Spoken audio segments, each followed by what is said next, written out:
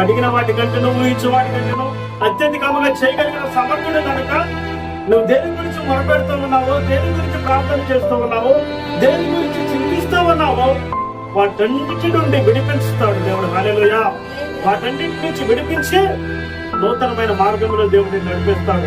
నోవాహు ఎప్పుడైతే దేవుడి మాట విన్నాడో ఏమైనప్పుడు ఓడను తయారు చేసుకున్నాడు. తన కుటుంబం అంతా కూడా రక్షించబడింది. హల్లెలూయా. దేవుడి మాటని విని ఓడను చేసుకొని తాను కుటుంబం రక్షించబడినంటే కారణం దేవుని మాటను వినటం వలన, విధేయత చూపడం వలన, దేవుని మాటను, దేవుని కళను త్రోసివేయకుండా ఉండబట్టే తన కుటుంబం రక్షించబడింది, రక్షణలోకి నడిపించబడింది. తన కుటుంబము క్షేమమైనటువంటి స్థితిలోనికి వెళ్ళగలిగింది.